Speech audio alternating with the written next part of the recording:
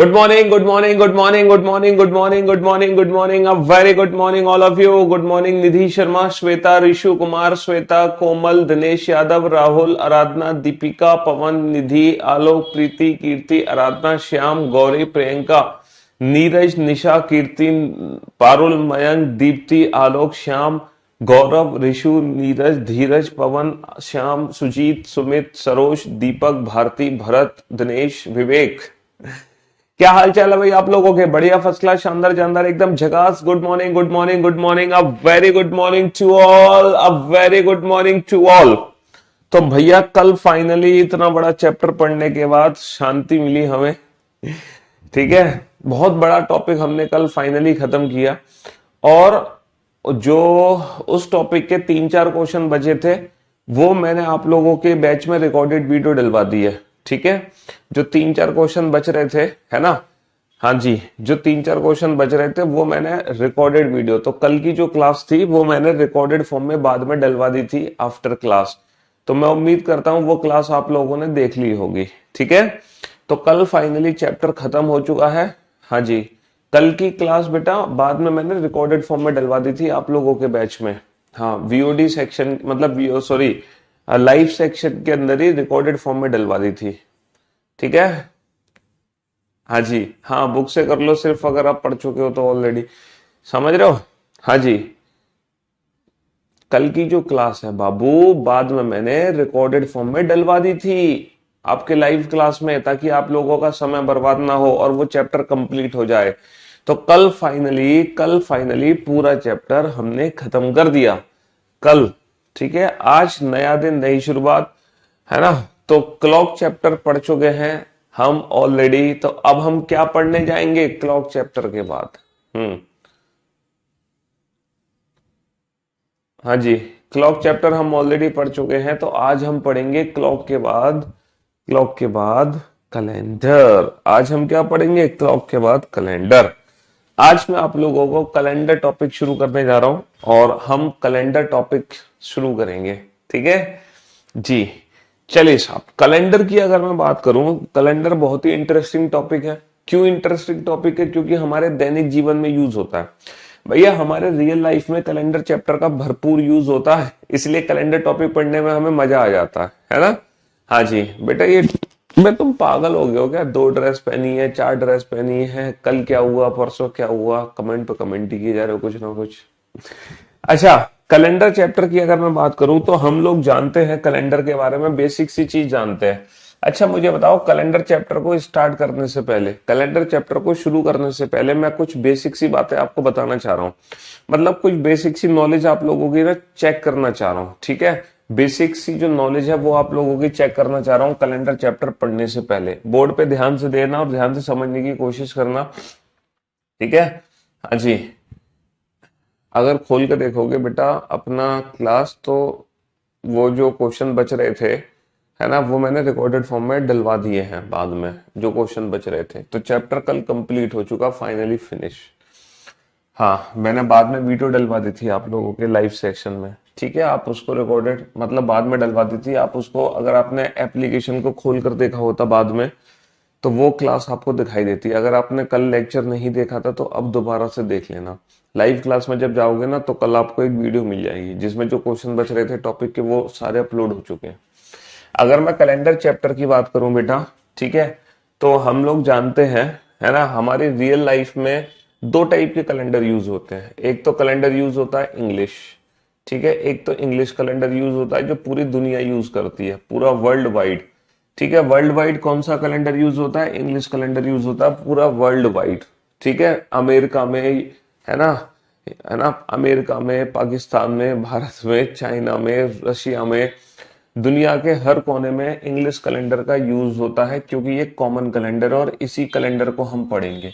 यही कैलेंडर हम पढ़ेंगे। इस कैलेंडर को ग्रेगोरियन कैलेंडर भी बोलते हैं, ठीक है। ग्रेगोरियन कैलेंडर भी बोलते हैं क्योंकि ग्रेगोरियन ने इस कैलेंडर की खोज करी थी, समझ रहे हो।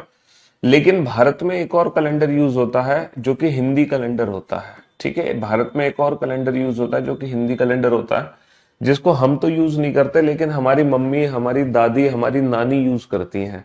शायद आप लोगों ने अपनी मम्मी, दादी, नानी को इस कैलेंडर का उपयोग करते हुए देखा होगा, या फिर जो हमारे पंडित जी हैं जितने भी पंडित जी हैं वो सारे कैलेंडर इसी को यूज करते हैं। जो मंदिरों में बैठे रहते हैं पंडित जी वो इसी कैलेंडर को यूज करते हैं।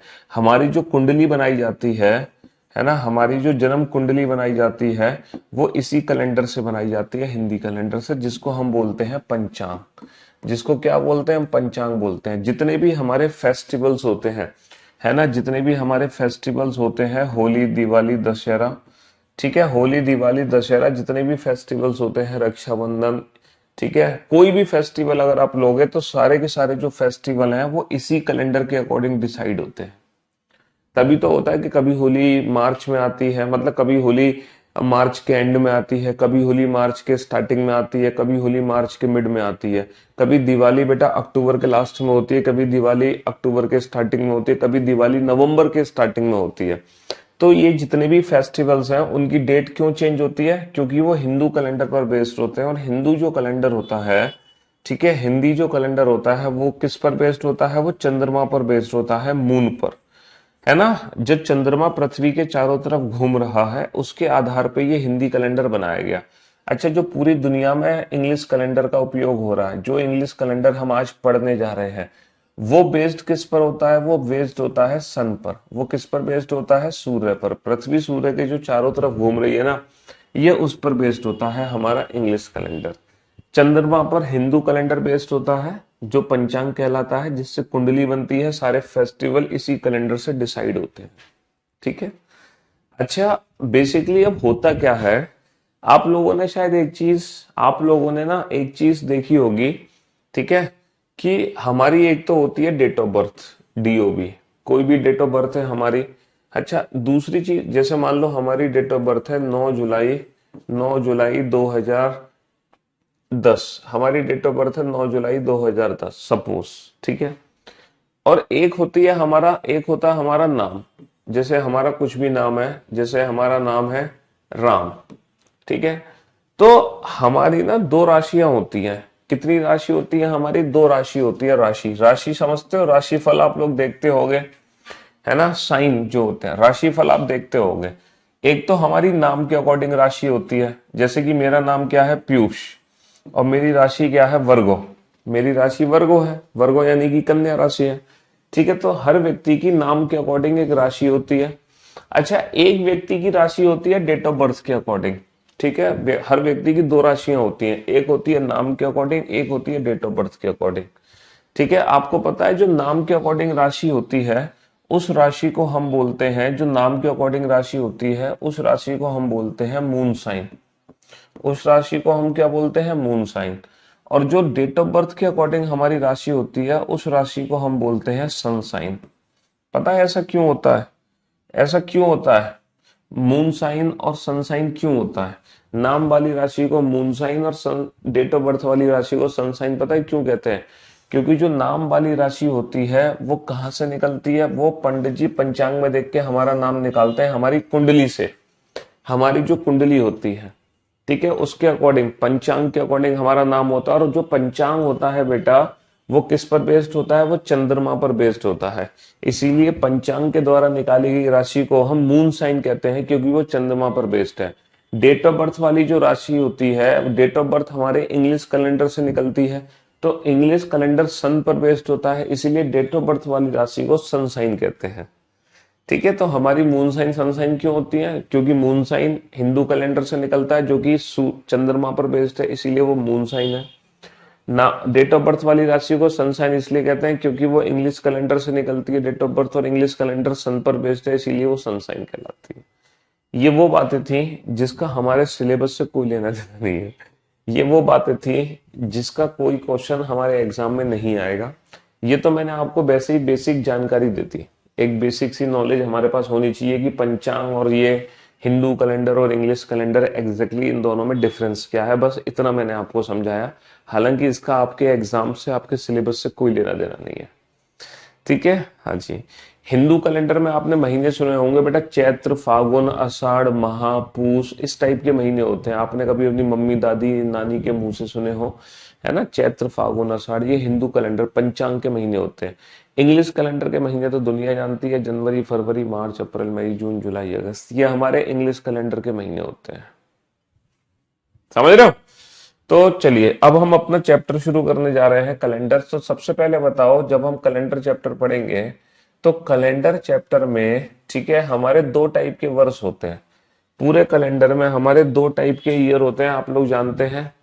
एक वर्ष होता है जिसमें 365 दिन आते हैं, जैसे कि पिछली साल 2023 जो वर्ष था उसमें पूरे 365 दिन थे भैया, 2023 वर्ष में, है ना। 2023 वर्ष में पूरे 365 दिन थे। लेकिन ये जो वर्ष चल रहा है अभी 2024 वर्ष चल रहा है ना, इस 2024 वर्ष में बेटा पता है कितने दिन है? इसमें 366 दिन है।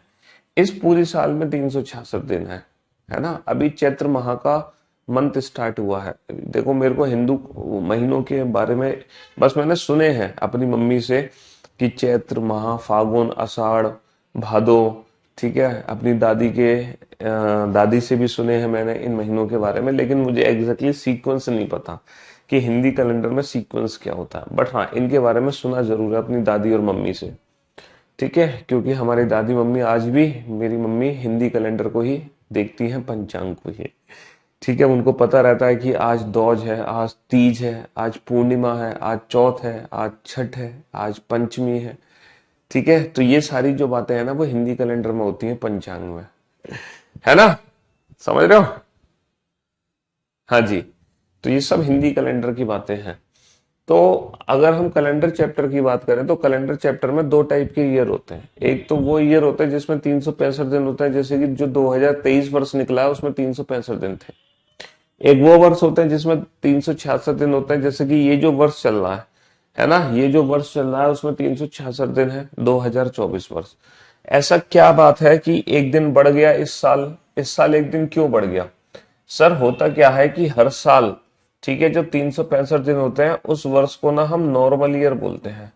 नॉर्मल ईयर या फिर हम कहते हैं ऑर्डिनरी ईयर। हिंदी में इसको कह सकते हैं हम साधारण वर्ष। हिंदी में इसको हम कह सकते हैं साधारण वर्ष, ठीक है। लेकिन जिस साल 366 दिन होते हैं, जिस साल 366 दिन होते हैं उस साल को हम बोलते हैं लीप ईयर। उस साल को हम क्या बोलते हैं? लीप ईयर, यानी कि लीप वर्ष। इसको कभी कभी अधिवर्ष भी बोल देते हैं। अधिवर्ष मतलब, अधिवर्ष बेटा यूज कहां से हो रहा है? अधिवर्ष यूज हो रहा है अधिक से।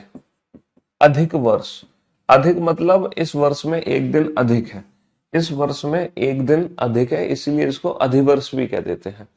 क्या कह देते हैं? अधिवर्ष भी कह देते हैं, लीप ईयर, ठीक है। एग्जैक्टली होता क्या है, हर साल जो फरवरी होती है वो हमारी 28 दिन की होती है। हर साल फरवरी 28 दिन की होती है, लेकिन लीप ईयर यानी कि जो लीप वर्ष होते हैं उसमें फरवरी 28 की नहीं 29 दिन की होगी, 29 डेज की होगी, 29 दिन की। समझ रहे हो मेरे भाई? हाँ जी। अच्छा, अगर मैं आप लोगों को एक चीज बताऊं कि जो 2023 वर्ष अभी निकल चुका है, 2023 वर्ष निकल चुका है, उस वर्ष की अगर आप फरवरी उठा के देखोगे तो उसमें 28 दिन थे। लेकिन ये जो 2024 वर्ष चल रहा है, ये जो 2024 वर्ष चल रहा है, अगर इस वर्ष की आप फरवरी उठा के देखोगे तो इस वर्ष में ना 29 डेज है। हाँ अंजलि, कुछ रीजन की वजह से। तो ये जो वर्ष चल रहा है ना 2024, इस वर्ष में अगर आप देखोगे तो इस वर्ष में 29 डेज है, 29 दिन है, ठीक है। अच्छा, लीप ईयर की पहचान कैसे होती है? हमें कैसे पता चलता है कि सर कौन कौन से ऐसे वर्ष हैं जिसमें फरवरी 29 दिन की होगी, जो 366 दिन के होंगे, जो लीप वर्ष होंगे? हमें पता कैसे चलता है कि वो कौन कौन से वर्ष है? वो कौन कौन से वर्ष है? तो आपने सुना होगा बेटा, जो वर्ष 4 से पूर्णतः विभाजित है, जिस वर्ष में 4 से भाग देने पे रिमाइंडर 0 निकल आता है, वो ईयर लीप ईयर कहलाते हैं। जैसे कि ये जो वर्ष है हमारा 2024, जब इसमें मैं 4 से भाग दूंगा तो बेटा 4 से पूरा पूरा भाग जाएगा, 4 से पूरा पूरा भाग जाएगा, इसीलिए 2024 लीप ईयर है। अच्छा, जब हम 4 से भाग देते हैं ना, तो 4 से भाग देने के लिए हमें पूरे नंबर में 4 से भाग देने की जरूरत नहीं है।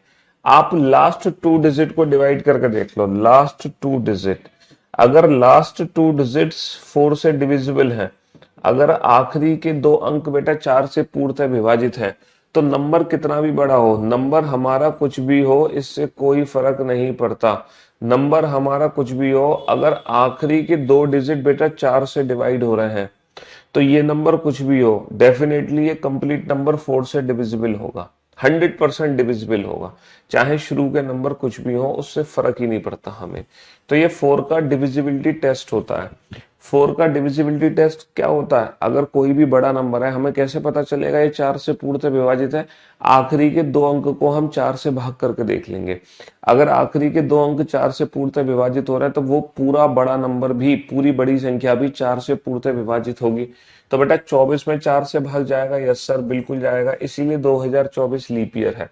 अच्छा ये बताओ, जल्दी से बताओ, 2028, 2022, 2020, 2012 और 1982, ठीक है, 1982 और भाई साहब 1996, 1998 और 1882 और 1886।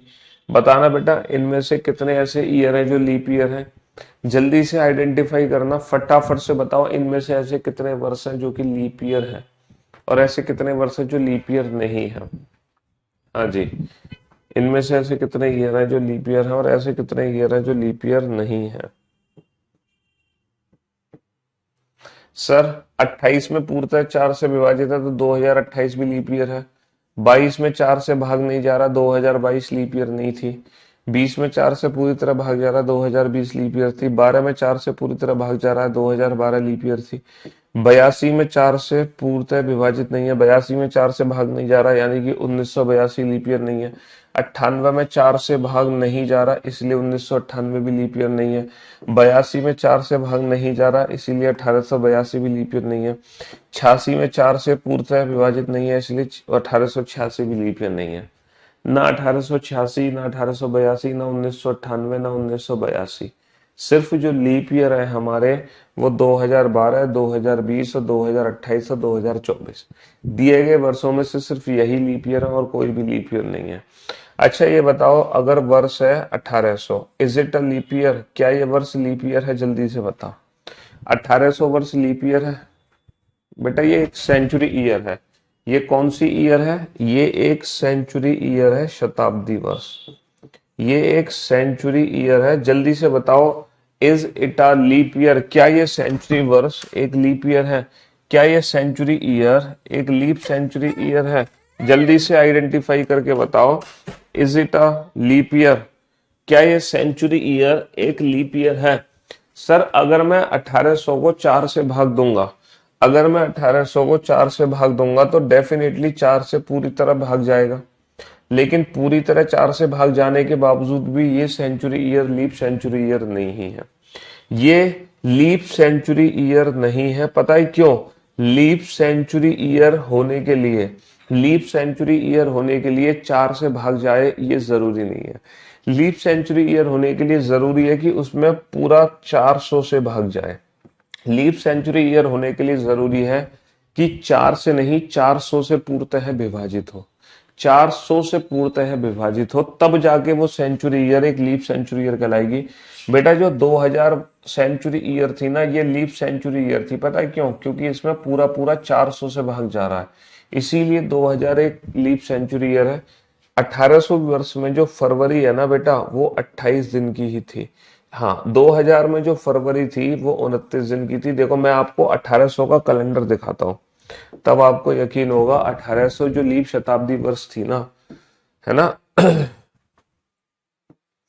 फरवरी 1800 का कैलेंडर दिखाता हूँ। फरवरी 1800 में, फरवरी 1800 कैलेंडर देखो, फरवरी 1800 का ये कैलेंडर है। और जब आप फरवरी 1800 का कैलेंडर देख रहे होंगे, तो उसमें जो आपको फरवरी में दिन दिखाई देंगे वो सिर्फ और सिर्फ 28 दिन ही दिखाई देंगे, 29 दिन आपको नहीं दिखाई देंगे फरवरी 1800 में।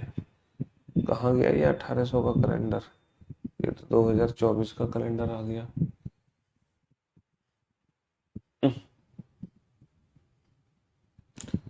देखो ये क्या हो,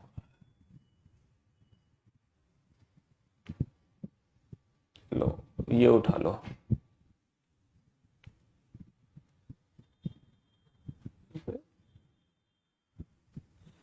कोई कैलेंडर ओपन क्यों नहीं? एक सेकेंड, फरवरी 1800 का कैलेंडर ये रहा।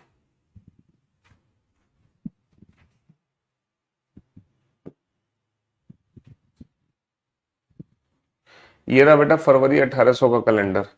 और आप इस फरवरी 1800 के कैलेंडर को ध्यान से देखो। आप इस फरवरी 1800 के कैलेंडर को, फरवरी 1800 का कैलेंडर है, देखना जरा कितने दिन है इस फरवरी 1800 के कैलेंडर में। 28 दिन है या 29 दिन है? सर सिर्फ और सिर्फ 28 दिन है, 29 दिन है ही नहीं। और तुम अगर फरवरी 2000 का कैलेंडर देखोगे तो उसमें पूरे 29 दिन आपको दिखाई देंगे, पूरे 29 दिन आपको दिखाई देंगे। समझ रहे हो? हाँ जी। क्योंकि कोई भी century year, leap century year तब होगी जब उसमें पूरा पूरा 400 से भाग जाए, और 400 से भाग जाने पर रिमाइंडर हमारा जीरो बचे, रिमाइंडर हमारा जीरो बचे। जैसे कि मैं यहाँ पे कुछ ईयर्स लिखने जा रहा हूँ, फटाफट से 2-2 सेकंड में आइडेंटिफाई कर देना कि इनमें से कितने वर्ष लीप ईयर है और इनमें से कितने वर्ष लीप ईयर नहीं है। ठीक है, जल्दी जल्दी आइडेंटिफाई कर देना कि इनमें से कितने वर्ष लीप ईयर है और कितने वर्ष लीप ईयर नहीं है। इनमें से कितने वर्ष लीप ईयर है और कितने वर्ष लीप ईयर नहीं है।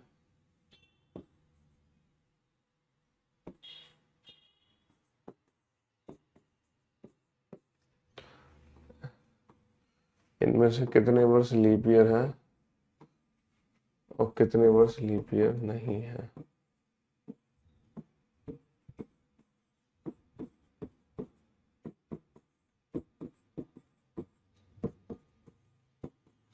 लीप ईयर को पहचानना बहुत आसान है, लीप ईयर को पहचानना बहुत आसान है, बहुत आसान।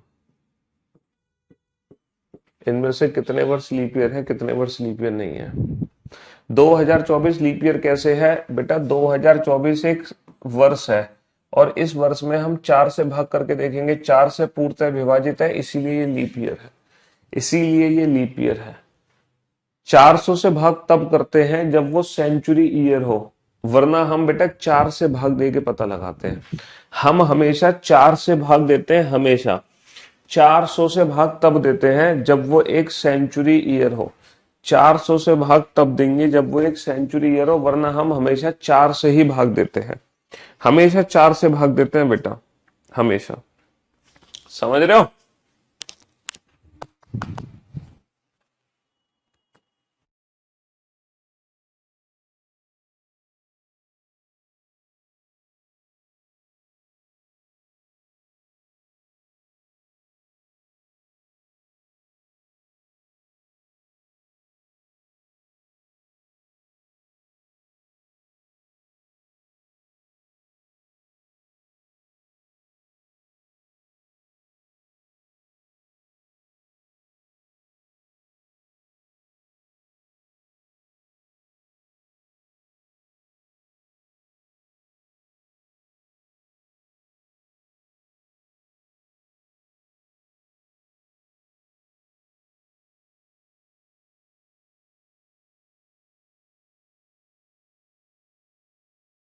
हेलो, हेलो, हाँ जी। अब बोर्ड पे ध्यान से देखना बेटा, ध्यान से समझने की कोशिश करना। 26 में 4 से भाग नहीं जाएगा, 84 में 4 से भाग गया, 96 में 4 से भाग गया, 98 में 4 से भाग नहीं जाएगा, 50 में 4 से भाग नहीं जाएगा, 94 में 4 से भाग नहीं जाएगा, 1900 में 400 से भाग नहीं जाएगा, 32 में 4 से भाग चला जाएगा, 38 में 4 से भाग नहीं जाएगा, 1600 में 400 से भाग चला जाएगा, 1700 में 400 से भाग नहीं जाएगा, 1800 में 400 से भाग नहीं जाएगा, 1900 में 400 से भाग नहीं जाएगा, लेकिन 2000 में 400 से भाग चला जाएगा। तो बेटा कितने लीप ईयर हैं? 1784, 1796, 1932, 1600 और 2000। सिर्फ 5 लीप ईयर है। इन 14 में से सिर्फ और सिर्फ 5 लीप ईयर है। इन 14 में से सिर्फ 5 वर्ष ऐसे हैं जिसमें फरवरी 29 दिन की है, बाकी सारे वर्ष में फरवरी 28 दिन की है। सिर्फ 5 वर्ष ऐसे हैं जिसमें फरवरी 29 दिन की है। अच्छा मुझे एक बात बताओ, लीप ईयर बेटा हर 4 साल बाद आता है ना? लीप ईयर हर 4 साल बाद आता है ऐसा हमने सुना है। 1992 लीप ईयर है, इसके ठीक, सॉरी 1892 लीप ईयर है, इसके ठीक 4 साल बाद 1896 लीप ईयर है, लेकिन इसके ठीक 4 साल बाद 1900 लीप ईयर नहीं है, बट इसके ठीक 4 साल बाद 1904 लीप ईयर है। तो भैया जरूरी नहीं है कि हर बार 2 लीप ईयर के बीच में 4 साल का ही गैप हो। कभी कभी 2 लीप ईयर के बीच में 8 साल का भी अंतर आ जाता है। ये जरूरी नहीं है कि हर बार 2 लीप ईयर के बीच में 4 साल का गैप हो। कभी कभी 2 लीप ईयर के बीच में 8 साल का भी गैप आ जाता है, और ऐसा तब होता है जब बीच में एक सेंचुरी ईयर आ जाए और वो century year leap century year ना हो। ऐसा तब होता है जब बीच में एक ऐसी सेंचुरी ईयर आ जाए जो कि लीप सेंचुरी ईयर नहीं है। तो 2 लीप ईयर के बीच में बेटा 8 साल का भी अंतर आ जाता है। तब 2 लीप ईयर के बीच में 8 साल का भी अंतर आ जाता है। समझ रहे हो मेरी बात? जरूरी नहीं है हर 4 साल बाद लीप ईयर आता। ठीक है, देखो अब मैं आपको बताता हूं कि कितने वर्ष में, है ना, कितने वर्ष में कितने लीप ईयर आते हैं। पढ़ाई पे ध्यान दे लो, क्लास क्यों नहीं हुई थी ये इस पे ध्यान मत दो। कितने वर्ष में कितने लीप ईयर आते हैं? सर हम 1700 में 4 से ही भाग क्यों देते हैं, 4 से क्यों नहीं? देखो जो सेंचुरी ईयर होते हैं ना, एक्चुअली ये जो दिन बनाए गए ना, ये पृथ्वी जो सूर्य के चारों तरफ घूमती है इसके हिसाब से बनाए गए। एक साल में एग्जैक्ट 365 दिन नहीं होते, 365 दिन से कुछ ज्यादा दिन होते हैं, लेकिन हम 365 दिन ही कंसीडर करते हैं। तो इसलिए होता क्या है कि हर चौथी वर्ष में वो एक्स्ट्रा दिन हम ऐड कर देते हैं। तो हर 4 साल बाद हमारा एक एक्स्ट्रा दिन ऐड हो जाता है। लेकिन एग्जैक्टली होता क्या है, जब हम हर 4 साल बाद एक एक्स्ट्रा दिन ऐड करते हैं ना, तो एक्चुअल में पूरा एक एक्स्ट्रा दिन ऐड नहीं होता, उस दिन में कुछ कमी होती है। तो हम पिछले, है ना, लगातार हर 4 साल बाद एक एक दिन ऐड करते आ रहे थे। तो हमने चौथी वर्ष में भी एक दिन ऐड किया, 8वीं वर्ष में भी एक दिन ऐड किया, 12वीं वर्ष में भी हमने एक दिन ऐड किया, 16वीं वर्ष में भी एक दिन ऐड किया। है ना, देखो जो कैलेंडर का पहला वर्ष था उसमें एग्जैक्टली 365 से ज्यादा दिन थे। जो कैलेंडर का फर्स्ट ईयर था उसमें एग्जैक्टली 365 से ज्यादा दिन थे, लेकिन हमने कितने दिन माने? हमने 365 ही माने। है ना, सेकेंड ईयर में भी 365 से ज्यादा दिन थे, लेकिन हमने उसमें भी 365 ही माने। थर्ड ईयर में भी 365 से ज्यादा दिन थे, लेकिन हमने उसमें भी 365 माने। लेकिन फोर्थ ईयर में क्या हुआ कि जो एक्स्ट्रा दिन यहां से बचे थे वो फोर्थ ईयर में पूरा एक दिन ऐड कर देते हैं, क्योंकि फोर्थ ईयर में भी कुछ एक्स्ट्रा बचा। तो ये सब कुछ एक्स्ट्रा मिलकर हम 366 दिन बना देते हैं। लेकिन एग्जैक्टली होता क्या है, ये पूरे 366 दिन नहीं बनते। ये 366 दिन में कुछ घंटे की कमी रह जाती है, लगभग 1 घंटे की मान लो कमी रह गई। है ना, ये पूरे 366 दिन नहीं है, लगभग 1 घंटे की कमी रह गई। अब जरा ध्यान से सुनना। अब होता क्या है कि चौथी वर्ष में जो हमने 366 दिन लिए उसमें 1 घंटे की कमी रह गई। फिर 8वीं वर्ष में भी हमने 366 दिन ले लिए, उसमें भी 1 घंटे की कमी रह गई। फिर 12वीं वर्ष में भी हमने लिए, फिर 16वीं, फिर 20वीं, ऐसे करते करते 92 और 96। तो हम हर हर हर चौथी वर्ष में 1 घंटे की कमी छोड़ रहे हैं। हम हर चौथी वर्ष में 1 घंटे की कमी छोड़ रहे हैं। तो होता क्या है, जैसे ही 100वीं वर्ष आई, जैसे ही हमारी पहली शताब्दी आई, तो ये जो घंटे कम होते चले जा रहे थे, ये पूरे 100वीं वर्ष में पूरे 24 घंटे कम कर देते हैं। तो इसीलिए वहां पर हम, है ना, नॉर्मल ईयर ही कंसीडर करते हैं। यहां पर हम 366 दिन नहीं लेते, 365 दिन लेते हैं। लेकिन यहां भी कुछ एक्स्ट्रा दिन बच जाते हैं जो 400वीं वर्ष में जाके ऐड होते हैं। तो जो 400वीं वर्ष होती है वो लीप सेंचुरी ईयर होती है, क्योंकि यहाँ पे जो एक्स्ट्रा दिन बचे वो 400वीं वर्ष में दिन को ऐड करते। तो ये सब कुछ ना, पृथ्वी जो घूम रही है सूर्य के चारों तरफ, है ना, और पृथ्वी जो घूम रही है अपने एक्सिस की तरफ, ये उस पर बेस्ड है। तो ज्यादा हमें अंदर घुसने की जरूरत नहीं है, बस हमें एक बेसिक ओवरव्यू पता होना चाहिए ऊपर ऊपर से। ठीक है, क्योंकि इसका हमारे एग्जाम से कोई लेना देना नहीं है। हमारे एग्जाम से क्या लेना देना है, what are the leap years, leap वर्ष क्या होते हैं। हमें लीप ईयर्स को पहचानना आना चाहिए अकॉर्डिंग टू अवर एग्जाम। ठीक है, और जो पहचानना आप सीख गए। ठीक, कैसे? या तो 4 से भाग करोगे या 400 से। अब मैं आपको सिखाता हूं टोटल लीप ईयर्स कैसे कैलकुलेट होते हैं। टोटल लीप ईयर्स कैलकुलेट करना कि कितने वर्ष में कितने लीप ईयर आते हैं। अच्छा मुझे एक बात बताओ, कैलेंडर में ईयर्स हैं, आपको लीप ईयर कैलकुलेट करने हैं। क्या आप मुझे बता सकते हो कैलेंडर के पहले 5 साल में कितने लीप ईयर आए होंगे? सर कैलेंडर के पहले 5 साल में सिर्फ एक लीप ईयर आया होगा। कैलेंडर के पहले 10 साल में कितने लीप ईयर आए? 2 लीप ईयर आए। है ना, कौन कौन से वर्ष थे वो? एक तो चौथा वर्ष था और एक 8वां वर्ष था। है ना। कैलेंडर के पहले 15 साल में कितने लीप ईयर आए? 3 लीप ईयर आए। कौन कौन से वर्ष थे? चौथा वर्ष, 8वां वर्ष और 12वां वर्ष। बेटा कैलेंडर के कितने वर्ष में कितने लीप ईयर आए कैसे पता चलता है? 4 से भाग दो। जितनी बार 4 से भाग जा रहा है, क्योंकि हर 4 साल बाद लीप ईयर आएगा, तो जितनी बार 4 से भाग जा रहा है उतने ही उसमें लीप ईयर आएंगे।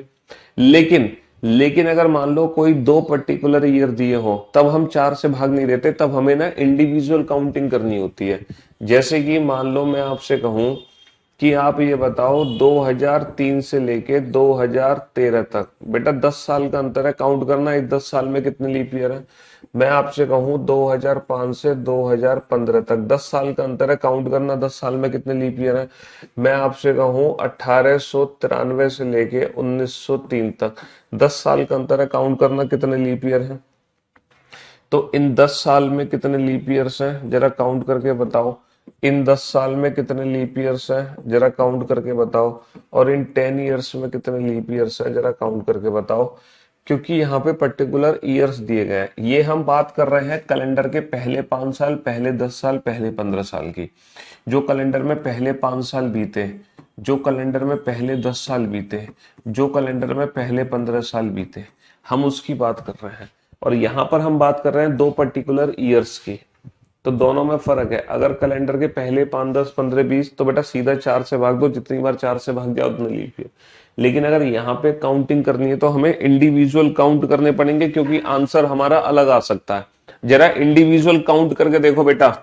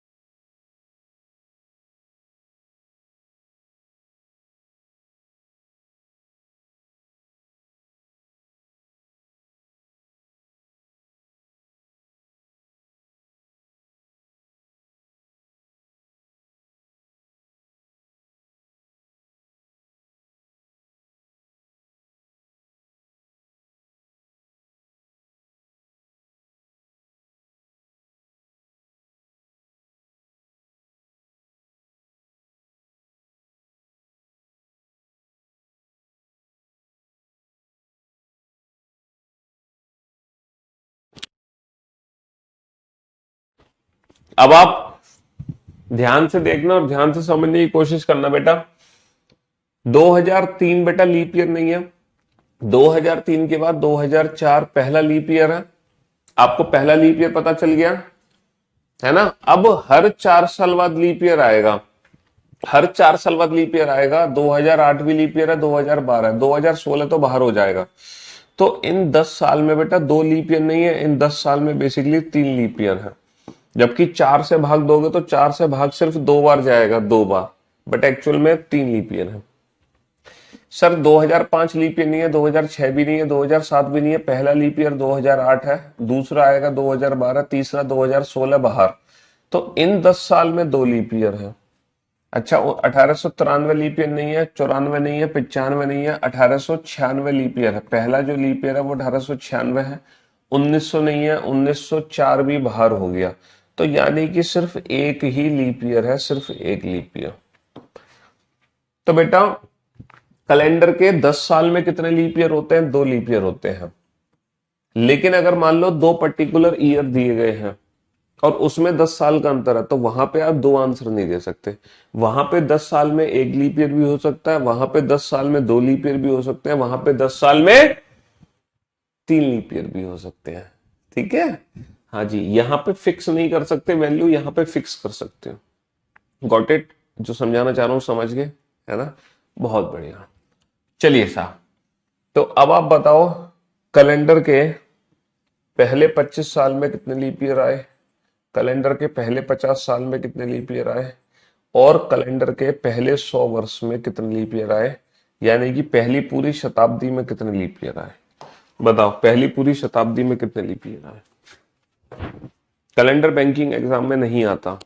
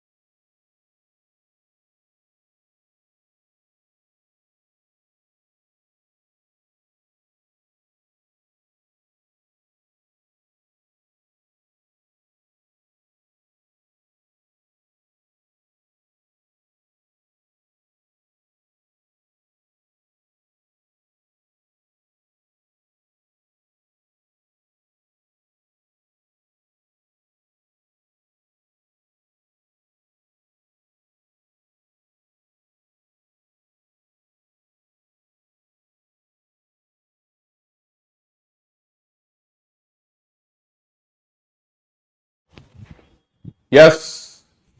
तो मेरे दोस्त मेरे भाई, अगर मैं 4 से भाग करूं तो 4 × 24 कितनी बार भाग जाएगा? 6 बार भाग जाएगा। 12 × 4 = 48 कितनी बार भाग?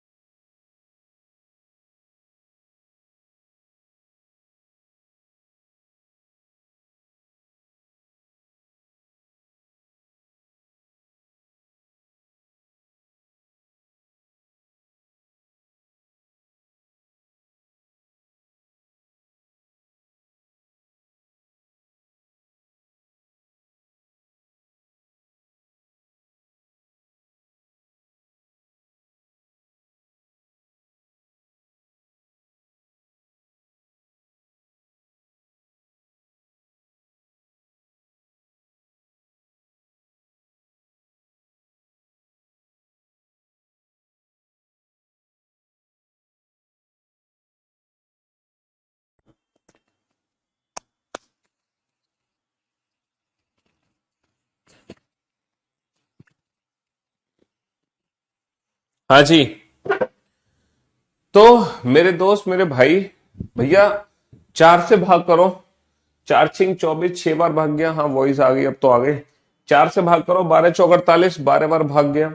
4 से भाग करो, 25 बार भाग जाएगा। है कितनी बार भाग जाएगा? 25 बार। तो पहले 100 वर्ष में कितने लीप ईयर होंगे? 25 लीप ईयर होंगे। वो पता है कौन कौन से 25 लीप ईयर हैं? चौथा वर्ष, आठवां वर्ष, 12वां, पहला, 1 2 3 4 23 24 25, ये टोटल 25 लीप ईयर है। ये टोटल 25 लीप ईयर है पहले 100 वर्ष में। लेकिन आप लोग जानते हो जो पहली शताब्दी है वो लीप शताब्दी नहीं थी। ये लीप ईयर में तो काउंट हो गया, ये लीप ईयर में तो काउंट हो गया, बट एक्चुअल में ये लीप ईयर है नहीं। इसीलिए हमें एक कम करना पड़ेगा, और 100 वर्ष में पहली शताब्दी में 25 नहीं, सिर्फ और सिर्फ 24 ही लीप ईयर थे।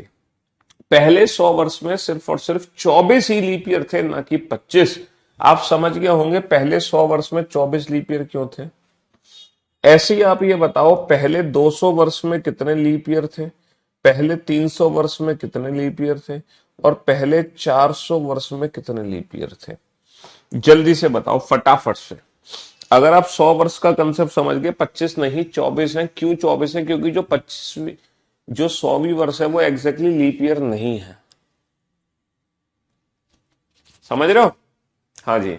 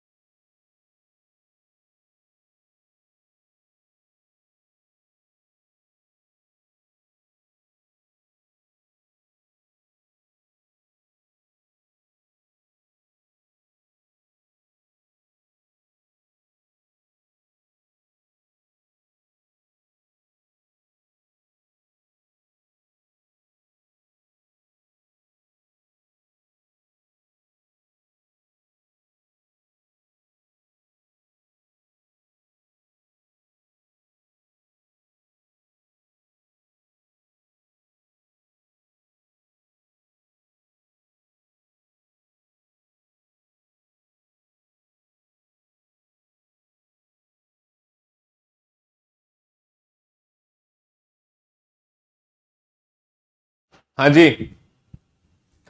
100 बेटा, ये 100वीं वर्ष से एक लीप सेंचुरी ईयर नहीं है, क्योंकि इसमें 400 से भाग नहीं जा रहा ना।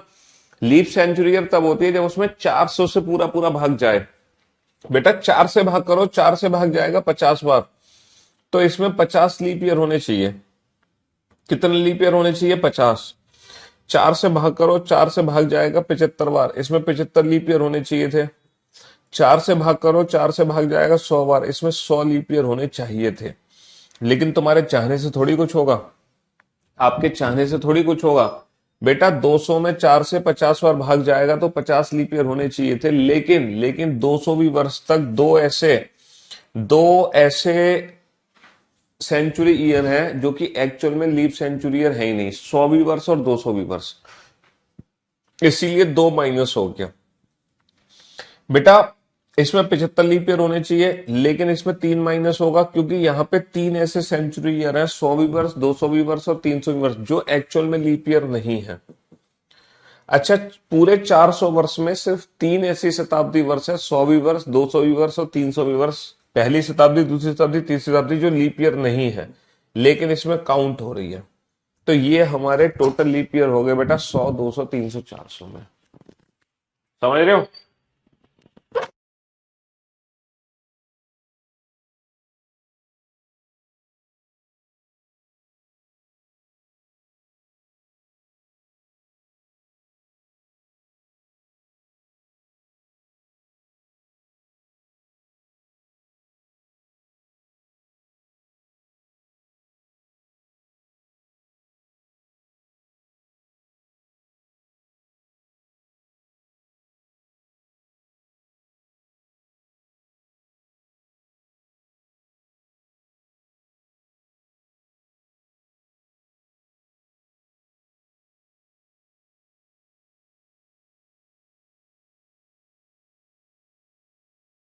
हाँ जी।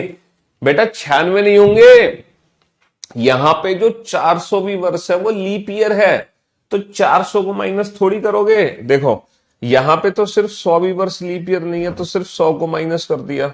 यहां पे 100वीं और 200वीं नहीं है, इसलिए सिर्फ इन दोनों को माइनस कर, एक सेकेंड।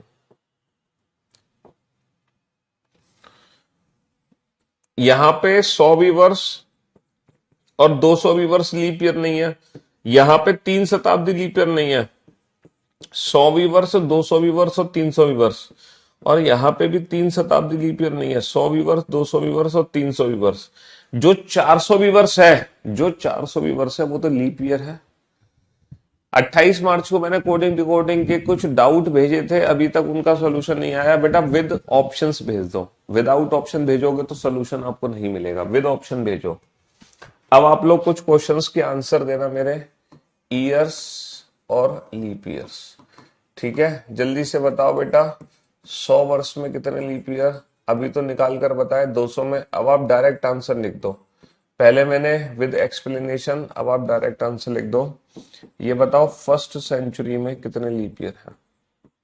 फर्स्ट सेंचुरी बोले तो पहली शताब्दी। सेकंड सेंचुरी में कितने लीप ईयर है? सेकंड सेंचुरी बोले तो दूसरी शताब्दी। थर्ड सेंचुरी में कितने लीप ईयर है? थर्ड सेंचुरी बोले तो तीसरी शताब्दी। और फोर्थ सेंचुरी में कितने लीप ईयर है? फोर्थ सेंचुरी बोले तो चौथी शताब्दी। फोर्थ सेंचुरी बोले तो चौथी शताब्दी। जल्दी से बताओ फटाफट से, फर्स्ट सेंचुरी में कितने लीप ईयर है, सेकंड में कितने हैं, थर्ड में कितने हैं, फोर्थ में कितने हैं? हाँ जी। बेटा फर्स्ट सेंचुरी का मतलब पता है क्या होता है? 1 से लेके 100 वर्ष, ये पहली शताब्दी है। ठीक है। सेकंड सेंचुरी का मतलब होता है 101 से लेके 200 वर्ष, सेकंड सेंचुरी है। थर्ड सेंचुरी का मतलब है बेटा 201 से लेके 300 वर्ष, ये थर्ड सेंचुरी है। और फोर्थ सेंचुरी का मतलब है 301 से लेके 400 वर्ष, ये हमारी चौथी शताब्दी है। फर्स्ट सेंचुरी में भी टोटल 100 वर्ष है, सेकंड सेंचुरी में भी टोटल 100 वर्ष है, थर्ड सेंचुरी में भी टोटल 100 वर्ष है, और फोर्थ सेंचुरी में भी टोटल 100 ही वर्ष है। बेटा फर्क है क्वेश्चन में, अगर आपसे पूछे पूरे 400 वर्षों में कितने लीप ईयर है, या फिर चौथी शताब्दी में कितने लीप ईयर है, इन दोनों क्वेश्चन में फर्क है, इन दोनों क्वेश्चन में फर्क है, इन दोनों क्वेश्चन में फर्क है।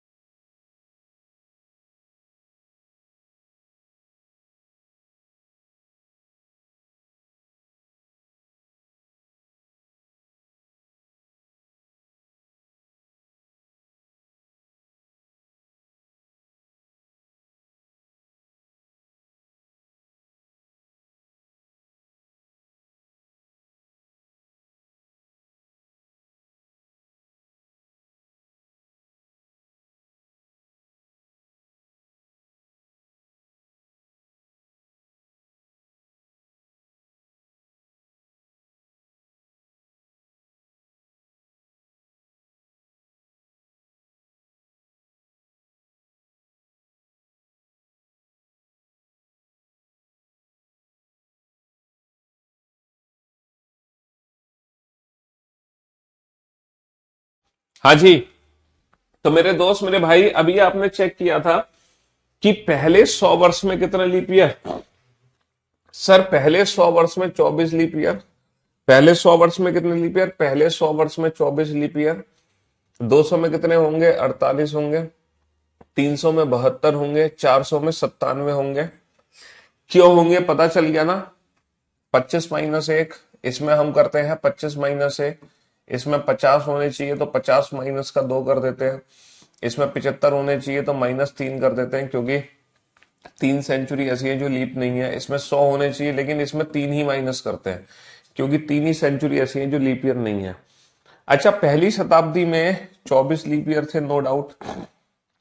जो हमारी सेकेंड सेंचुरी है ना 100 वर्ष की, 101 से 200 वर्ष, इसमें भी 24 ही लीप ईयर थे। सेकेंड सेंचुरी में भी, थर्ड सेंचुरी में भी 24 लीप ईयर थे। लेकिन ये जो फोर्थ शताब्दी आई ना, फोर्थ सेंचुरी, इसमें है पूरे 25 लीप ईयर। ये जो फोर्थ सेंचुरी है, इसमें है पूरे 25 लीप ईयर। इन 100 वर्ष में है पूरे 25 लीप ईयर। अब बेटा लीप ईयर में हम लोगों ने अभी कुछ नहीं सीखा, सिर्फ और सिर्फ लीप ईयर काउंट करना सीखा और लीप ईयर को पहचानना सीखा, है ना।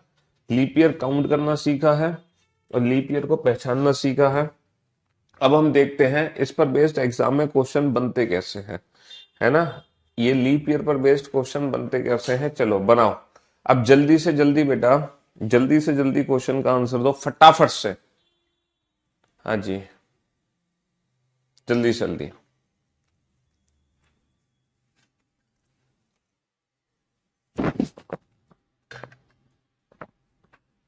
जल्दी से जल्दी आंसर दो। निम्नलिखित में से विषम छांटिए। इनमें से एक अलग है, उसको छांटना है। 1992 बेटा लीप ईयर है। 1900 लीप ईयर नहीं है। 1800 लीप ईयर नहीं है। 1882 लीप ईयर नहीं है। तो इनमें से जो विषम है वो ये है, क्योंकि 1992 में ही फरवरी 29 दिन की है। बाकी सब में जो फरवरी है वो 28 दिन की है। बाकी सब में जो फरवरी है वो 28 दिन की है। सिर्फ और सिर्फ 1992 में ही फरवरी 29 दिन की थी। 2009 और 2019 के बीच में अधिवर्षों की संख्या बताइए। How many leap years are there between year 2000 2009 and 2019? इन दोनों में बेटा 10 साल का अंतर है, लेकिन इन 10 साल में 2 लीप ईयर है, ऐसा कहना गलत होगा। मतलब 4 से भाग करके नहीं पता लगा सकते, हमें एक्चुअल में काउंटिंग करनी पड़ेगी। 9, 10, 11, 12। पहला लीप ईयर है 2012, दूसरा 2016। सिर्फ 2 ही लीप ईयर आएंगे, तो 2 ही है एग्जैक्टली यहाँ। पहली शताब्दी में कुल कितने अधिवर्ष थे? बेटा पहली शताब्दी में कुल कितने अधिवर्ष थे? पहली शताब्दी में कुल कितने लीप ईयर थे? पहली शताब्दी में 24 लीप ईयर थे, आप लोग जानते हैं। दूसरी शताब्दी में भी, दूसरी शताब्दी का मतलब पूरे 200 वर्ष की बात नहीं हो रही। दूसरी शताब्दी का मतलब 200 वर्ष की बात नहीं हो रही। सेकंड सेंचुरी का मतलब वही 100 वर्ष में कितने लीप ईयर थे? 24 लीप ईयर थे। चौथी शताब्दी में लेकिन कितने लीप ईयर थे? चौथी शताब्दी में 25 लीप ईयर थे। चौथी शताब्दी में कितने लीप ईयर थे? 25 लीप ईयर थे। चलो इस क्वेश्चन का आंसर दो जल्दी से, फटाफट से आंसर दो।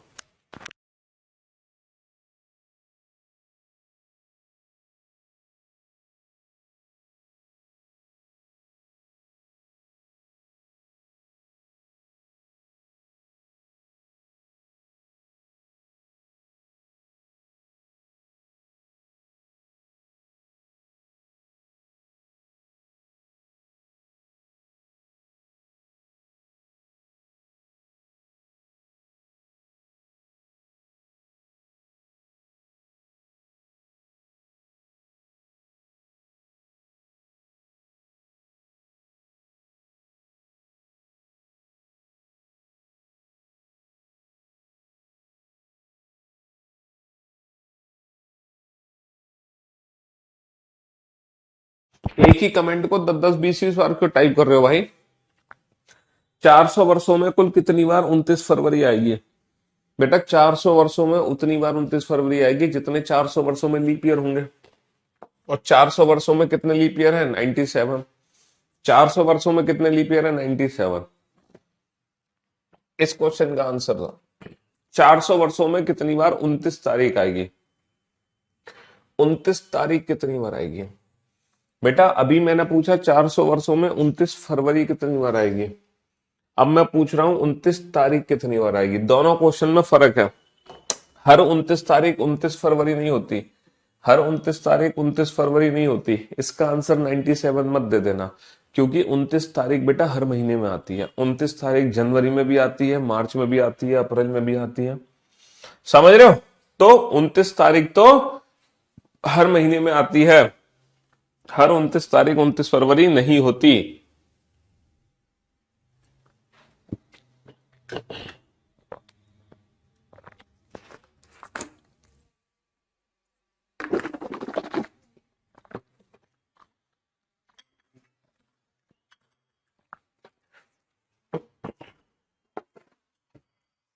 हर 29 तारीख 29 फरवरी नहीं होती। अच्छा ये बताओ, अगर मैं फरवरी के महीने को हटा दूं, अगर मैं फरवरी के महीने को हटा दूं तो एक साल में कितने महीने होते हैं? 11। एक साल में 11 महीने होते हैं और हर महीने में 29 तारीख आती है। अगर मैं फरवरी के महीने को हटा दूं तो एक साल में 11 महीने होते हैं और हर महीने में 29 तारीख आती है। तो एक साल में 11 बार तो 29 तारीख आनी आनी है, कोई नहीं रोक सकता।